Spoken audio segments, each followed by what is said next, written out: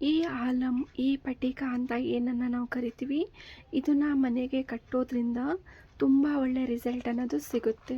ಮತ್ತು 7 days secret ಕೂಡ ನಾನು ಹೇಳಿಕೊಡ್ತೀನಿ. ಇದನ್ನು ಕಟ್ಟಿದ ಮೇಲೆ 7 ಡೇಸ್ ಸೀಕ್ರೆಟ್ ಮಾಡಿದ ಮೇಲೆ ನಿಮಗೆ ಒಳ್ಳೆ ರಿಸಲ್ಟ್ ಅನ್ನೋದು ಸಿಗುತ್ತೆ. ಆಲ್ಮೋಸ್ಟ್ ತುಂಬ ಜನಕ್ಕೆ ಸಿಕ್ಕಿದೆ ಕೂಡ. ಇದನ್ನು ಕಟ್ಟುವ ವಿಧಾನ ಎಲ್ಲನೂ ಕೂಡ ಹೇಳ್ಕೊಡ್ತೀನಿ. ಇದನ್ನು ಬೇಕು ಅಂದರೆ ಸ್ಕ್ರೀನ್ ಮೇಲೆ ನಂಬರ್ ಇದೆ, ಆರ್ಡರ್ ಮಾಡ್ಕೊಳ್ಳಿ, ವಾಟ್ಸಪ್ ಮೆಸೇಜ್ ಮಾಡಿ. ಇದನ್ನು ಕಟ್ಟೋದು ಯಾವ ಜಾಗ ಅಂದರೆ ಮನೆಗೆ ಕಟ್ಬೋದು, ಅಂಗಡಿಗಳಿಗೆ ಕಟ್ಬೋದು, ಶಾಪಿಗೆ ಕಟ್ಬೋದು, ಚಿಕ್ಕ ಪುಟ್ಟ ವ್ಯಾಪಾರ ಮಾಡೋ ಸ್ಥಳದಲ್ಲಿ ಕಟ್ಬೋದು. ಇದನ್ನು ಕಟ್ಟಿದ ಮೇಲೆ ಎಷ್ಟೆಲ್ಲ ರಿಸಲ್ಟ್ ಬಂದಿದೆ ಅಂತ ತುಂಬ ವೀಡಿಯೋಸ್ಗಳಲ್ಲಿ ಕೂಡ ನಾನು ಹಾಕಿದ್ದೀನಿ. ಅದನ್ನು ನೋಡಿ ಚೆಕ್ ಮಾಡಿ. ನಿಮಗೂ ಕೂಡ ಏನಾದರೂ ನಂಬಿಕೆ ಇದೆ, ಕಟ್ತೀನಿ ನನಗೂ ಕೂಡ ಒಳ್ಳೆಯದಾಗುತ್ತೆ ಅಂತ ನಿಮಗೆ ಅನಿಸಿದ್ರೆ ನೀವು ಕೂಡ ಆರ್ಡರ್ ಮಾಡ್ಕೋಬೋದು. ಇದು ತುಂಬ ಒಳ್ಳೆ ರಿಸಲ್ಟ್ ಸಿಗ್ತಾ ಇದೆ, ತುಂಬ ಬೇಗ ರಿಸಲ್ಟ್ ಸಿಗ್ತಾ ಇದೆ. ಮತ್ತು ಸಾಲದ ಸಮಸ್ಯೆ, ಹಣಕಾಸಿನ ಸಮಸ್ಯೆ, ಏನೆಲ್ಲ ನಿಮಗೆ ತೊಂದರೆ, ಆರೋಗ್ಯದ ತೊಂದರೆ ಆದರೂ ಪರವಾಗಿಲ್ಲ, ಇನ್ನು ಚಿಕ್ಕ ಪುಟ್ಟ ಜಗಳ, ಮನೆಯಲ್ಲಿ ಕಿರಿಕಿರಿ ಏನೇ ಆದರೂ ಕೂಡ ನಿಮಗೆ ಒಳ್ಳೆ ರಿಸಲ್ಟ್ ಅನ್ನೋದು ಇದರಿಂದ ಸಿಗ್ತಾ ಇದೆ. ಆಲ್ಮೋಸ್ಟ್ ತುಂಬ ಜನಗೂ ಕೂಡ ಸಿಕ್ಕಿದೆ. Welcome to my YouTube channel. ಯಾರೆಲ್ಲ ನನ್ನ ವೀಡಿಯೋನ ನೋಡ್ತಾ ಇದ್ದೀರಾ ಎಲ್ಲರೂ ಕೂಡ 786 ಅಂತ ಕಮೆಂಟನ್ನು ಮಾಡಿ. ಎಲ್ಲರಿಗೂ ಕೂಡ ಒಳ್ಳೆಯದಾಗಲಿ. ಇಷ್ಟ ಆದರೆ ಒಂದೇ ಒಂದು ಲೈಕ್ ಕೊಡಿ. ಯಾಕೆ ಲೈಕ್ ಕೇಳ್ತೀನಿ ಅಂತ ಹೇಳಿದ್ರೆ, ನಾನೇನೇ ಒಂದು ವಿಡಿಯೋ ಮಾಡಿದ್ರೂ ಕೂಡ ನಿಮಗೆ ಒಂದು ಮೋಟಿವೇಶನ್ ಅನ್ನೋದು ಸಿಗುತ್ತೆ. ಅದೇ ರೀತಿ ನೀವು ನನಗೆ ಒಂದು ಲೈಕ್ ಅಥವಾ ಒಂದು ಕಮೆಂಟ್ ಕೊಡೋದ್ರಿಂದ ನನಗೂ ಕೂಡ ಮೋಟಿವ್ ಆಗುತ್ತೆ. ನಾಳೆ ಒಂದು ವಿಡಿಯೋ ಮಾಡೋದಕ್ಕೂ ನನಗಿಷ್ಟು ಲೈಕ್ ಬಂದಿದೆ, ಖುಷಿ ಆಯಿತು, ಇಷ್ಟು ಕಮೆಂಟ್ ಮಾಡಿದ್ದೀರಾ ಅಂತ ನನಗೂ ಕೂಡ ಒಂದು ಮೋಟಿವೇಟ್ ಆಗುತ್ತೆ ನಾಳೆ ವಿಡಿಯೋಗಳನ್ನು ಮಾಡೋದಕ್ಕೆ.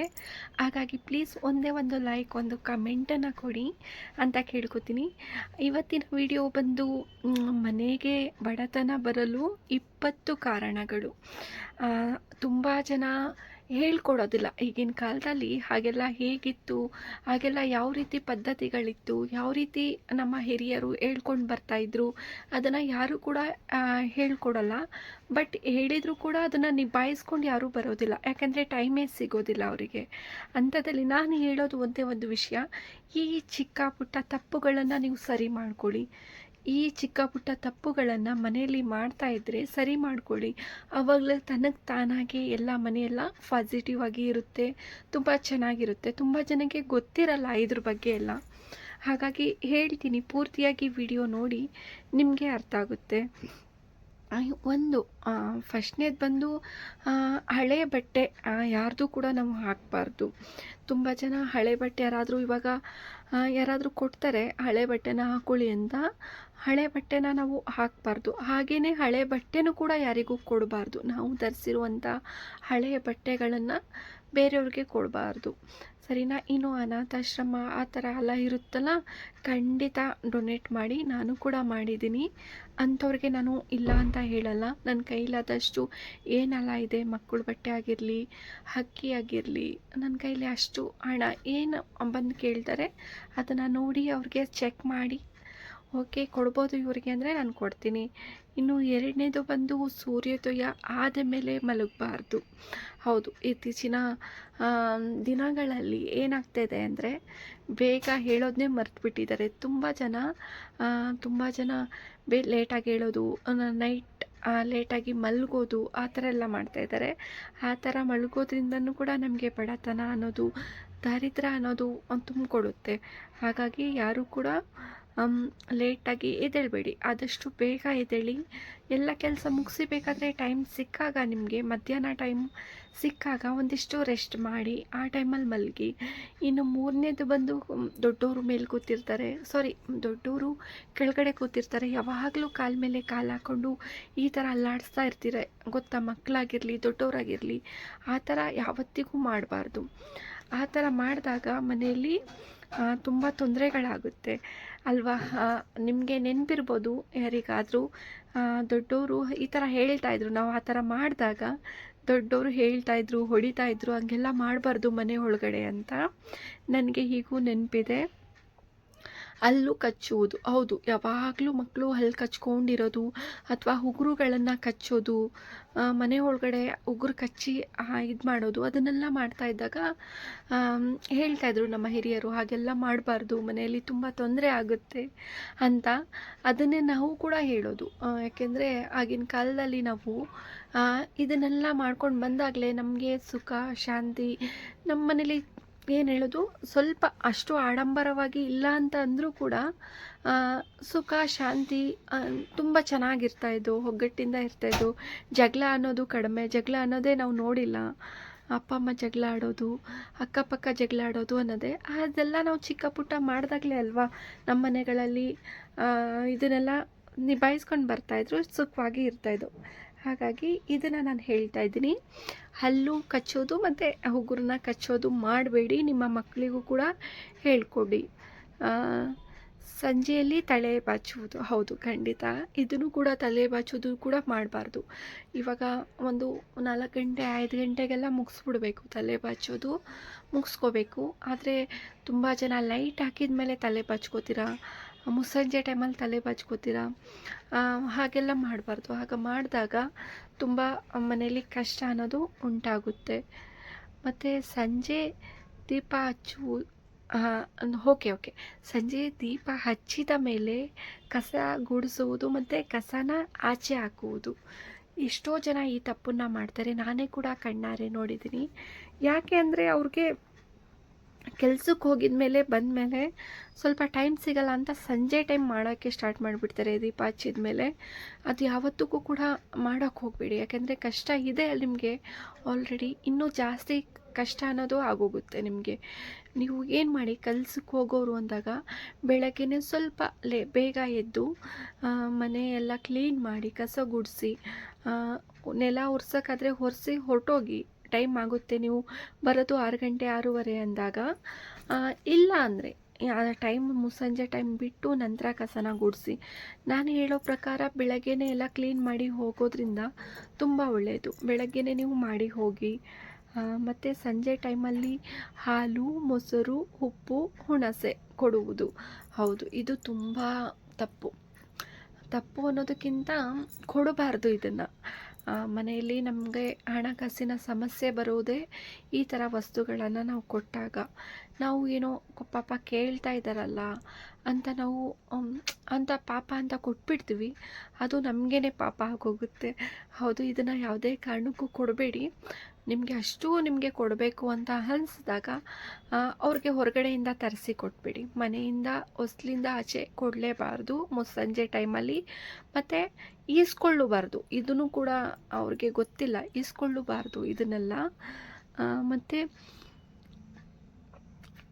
ಮುರಿದ ಬಾಚಣಿಗೆಯಿಂದ ತಲೆ ಬಾಚುವುದು, ಹೌದು ತುಂಬ ಮನೆಗಳಲ್ಲಿ ಜಸ್ಟ್ ನಿಮಗೆ ಕಡಿಮೆದು ಅಂದ್ರೆ ಒಂದು 10 ರೂಪಾಯಿ 20 ರೂಪಾಯಿ ಬಾಚಣಿಗೆನೂ ಕೂಡ ಇದೆ, ಅಂಥದ್ದು ಕೂಡ ಸಿಗುತ್ತೆ. ಆ ಥರದ್ದು ಎಮರ್ಜೆನ್ಸಿಗೆ ಬೇಕಾದರೆ ತೊಗೋಬಿಡಿ. ಅದನ್ನು ಬಿಟ್ಟು ಮುರಿದೋಗಿರೋ ಬಾಚಣಿಗೆಲೆಲ್ಲ ತಲೆ ಬಾಚಕ್ಕೆ ಹೋಗಬಾರ್ದು, ಸರಿನಾ? ಅದನ್ನು ಕೂಡ ಮಾಡಬಾರ್ದು ಮನೆಯಲ್ಲಿ. ಮತ್ತು ಹೊಡೆದೋಗಿರೋ ಕನ್ನಡಿ, ತುಂಬ ಜನ ಸ್ವಲ್ಪ ಕಾಸ್ಟ್ಲಿ ಕನ್ನಡಿಗಳನ್ನ ತೊಗೊಬಿಟ್ಟಿರ್ತೀವಿ, ಹೊಡೆದೋಗಿದೆ, ನನಗೆ ಚೇಂಜ್ ಮಾಡೋದಕ್ಕೆ ಟೈಮ್ ಸಿಗ್ತಾ ಇಲ್ಲ, ಇರಲಿ ಬಿಡು ಸ್ವಲ್ಪ ತಾನೇ ಅದು ಕಾಣಿಸಲ್ಲ, ಇರಲಿ ಬಿಡು ಅಂತ ನೋಡ್ತಾ ಇರ್ತೀರ. ಅದನ್ನು ಸ್ವಲ್ಪ ಆಗಿರಲಿ ಜಾಸ್ತಿ ಆಗಿರಲಿ ಯಾವುದೇ ಕಾರಣಕ್ಕೂ ಕನ್ನಡಿನ ಹೊಡೆದಿರೋ ಕನ್ನಡಿಲಿ ಮುಖ ನೋಡಬಾರ್ದು, ಇಡಲೂಬಾರ್ದು. ಇನ್ನು ಕೆಲವು ಜನ ಸಂಜೆ ಟೈಮಲ್ಲೇ ಅಳೋಕ್ಕೆ ಸ್ಟಾರ್ಟ್ ಮಾಡ್ತೀರಾ.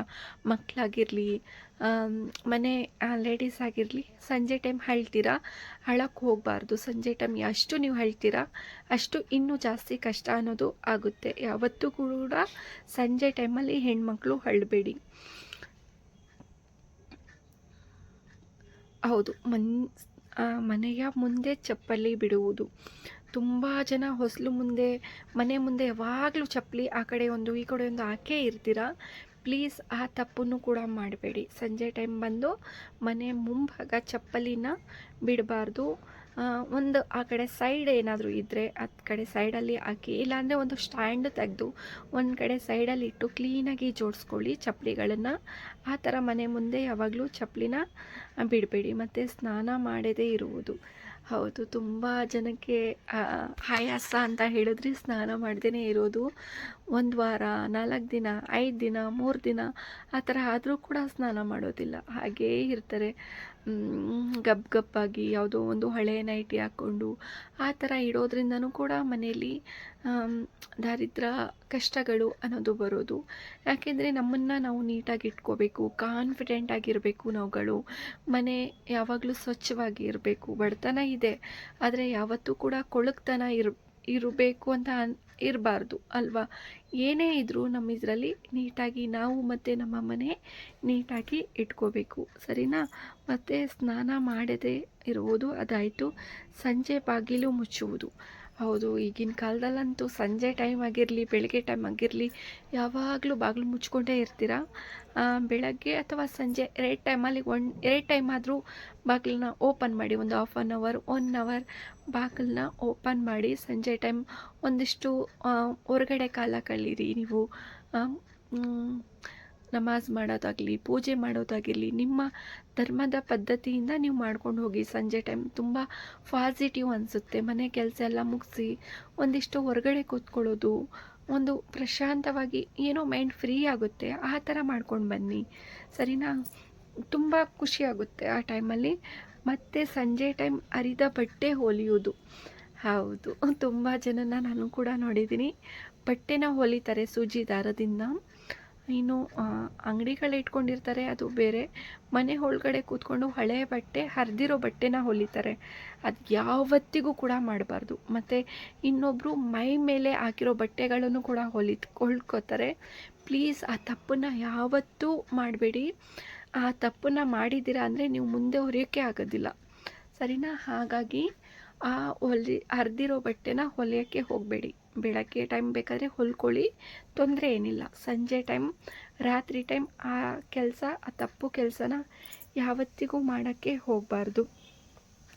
ಇನ್ನು ಇದು ನಿಮಗೇನಾದರೂ ಇದ್ರ ಬಗ್ಗೆ ಮಾಹಿತಿ ಇದೆಯಾ? ಇದ್ರ ಬಗ್ಗೆ ಏನಾದರೂ ಗೊತ್ತಿದೆ, ಇನ್ನು 5 ಏನಾದರೂ ತಪ್ಪು ಮನೆಗಳಲ್ಲಿ ಮಾಡಬಾರ್ದು ಅಂದರೆ ಪ್ಲೀಸ್ ಕಮೆಂಟ್ ಮೂಲಕ ನೀವೇ ತಿಳಿಸಿ. ನನಗೂ ಗೊತ್ತಾಗುತ್ತೆ ಎಷ್ಟು ಜನಕ್ಕೆ ಗೊತ್ತಿದೆ, ಇದ್ರ ಬಗ್ಗೆ ಗೊತ್ತಿಲ್ಲ ಅನ್ನೋದು ನಾನು ಕೂಡ ತಿಳ್ಕೊತೀನಿ. ಕಮೆಂಟಲ್ಲಿ ಹೇಳಿ, ಹೌದು ಗೊತ್ತಿದೆ, ಇಲ್ಲ ಗೊತ್ತಿಲ್ಲ, ಏನೋ ಒಂದು, ಇಲ್ಲ ಒಂದು 5 ಏನೆಲ್ಲ ಮಾಡಬಾರ್ದು ಅನ್ನೋದು ಏನಾದರೂ ಗೊತ್ತಿದ್ದರೆ, ನಾನು ಏನು 15 ಹೇಳಿದ್ದೀನಿ ಅದರಲ್ಲಿ ಒಂದಿಷ್ಟು 5 ನಿಮಗೆ ಗೊತ್ತಿದ್ದರೆ ಪ್ಲೀಸ್ ನನಗೆ ಕಮೆಂಟ್ ಮೂಲಕ ತಿಳಿಸಿ. ನಮ್ಮ ಮನೆಯಲ್ಲಿ ಹಿರಿಯರು ಹೇಳಿದ ಮಾತುಗಳು ಇವೆಲ್ಲ ಅಲ್ವಾ? ನಮ್ಮ ಮನೆಗಳಲ್ಲಿ ಅಜ್ಜಿಗಳಾಗಿರಲಿ, ನಮ್ಮ ಅಮ್ಮ ಅವರಾಗಿರಲಿ, ಸರಿನಾ? ಇದನ್ನೆಲ್ಲ ನಿಭಾಯಿಸ್ಕೊಂಡು ಬಂದಿರ್ತಾರೆ. ಮನೆಗಳಲ್ಲಿ ಇಷ್ಟನ್ನೆಲ್ಲ ತಪ್ಪು ಮಾಡಿದರೂ ಬೈಯೋರು. ಅಜ್ಜಿ ಆಗಿರಲಿ, ಅಮ್ಮ ಆಗಿರಲಿ ಬೈಯೋರು. ಇದನ್ನೆಲ್ಲ ಸಂಜೆ ಟೈಮಲ್ಲಿ ಮಾಡಬಾರ್ದು, ತುಂಬ ತೊಂದರೆ ಆಗುತ್ತೆ ಅಂತ ಅಲ್ವಾ? ಇದನ್ನೆಲ್ಲ ನಾವು ಕೇಳಿರ್ತೀವಿ, ಮಾಡೋದಕ್ಕೂ ಕೂಡ ಭಯ ಪಡ್ತಾ ಇರ್ತೀವಿ. ಅದನ್ನು ಕೂಡ ನಾವು ಕೂಡ ಕಲ್ತಿದ್ದೀವಿ ಇದರಿಂದ. ಹೀಗೆಲ್ಲ ಮಾಡಬೇಡಿ ಅಂತ ನಮ್ಮ ಮಕ್ಕಳಿಗೂ ಕೂಡ ನಾವು ಹೇಳ್ಕೊಡ್ತೀವಿ ಅಲ್ವಾ? ನೀವು ಕೂಡ ಇದನ್ನೆಲ್ಲ ಗೊತ್ತಿಲ್ಲ ಅಂದರೆ ನೀವು ಕೂಡ ಕಲ್ತ್ಕೊಳ್ಳಿ, ಮತ್ತು ನಿಮ್ಮ ಮಕ್ಕಳಿಗೂ ಕೂಡ ಹೇಳಿ. ಅವರು ಕೂಡ ಇದ್ರ ಬಗ್ಗೆ ಎಲ್ಲ ಅರಿಲಿ, ಗೊತ್ತಾಗಲಿ, ಅವ್ರಿಗೂ ಕೂಡ ಗೊತ್ತಾಗಬೇಕು ಅಲ್ವಾ? ಈಗಿನ ಕಾಲದಲ್ಲಿ ಮಾತ್ರ ತುಂಬ ಜನಕ್ಕೆ ಇದ್ರ ಬಗ್ಗೆನೇ ಗೊತ್ತಿರಲ್ಲ. ಸಿಟಿಗಳಲ್ಲಿ ತುಂಬ ಜನಕ್ಕೆ ಗೊತ್ತಿರಲ್ಲ ಇದೆಲ್ಲ. ನಾವು ಅಕ್ಕಪಕ್ಕ ಜನ ಎಲ್ಲ ನೋಡ್ತಾ ಇರ್ತೀವಲ್ಲ, ಕೆಲ್ಸಕ್ಕೆ ಹೋಗ್ತಾರೆ, ಬರ್ತಾರೆ, ಮನೆ ಗುಡ್ಸೋದಾಗಿರಲಿ, ಯಾವ ಟೈಮ್ ಅಂದರೆ ಯಾವ ಟೈಮ್ ಕೆಲಸಗಳು ಮಾಡ್ಕೋತಾರೆ. ಸಂಜೆ ಟೈಮ್ ಬಚ್ಚನ್ಗೆ ಬಾಚ್ತಾರೆ, ತಲೆ ಬಾಚ್ತಾರೆ, ಆ ಥರ ಎಲ್ಲ ಮಾಡ್ತಾ ಇರ್ತಾರೆ. ಬಟ್ ನಾವು ಒಂದು ರೀತಿಯೂ ಈ ಥರ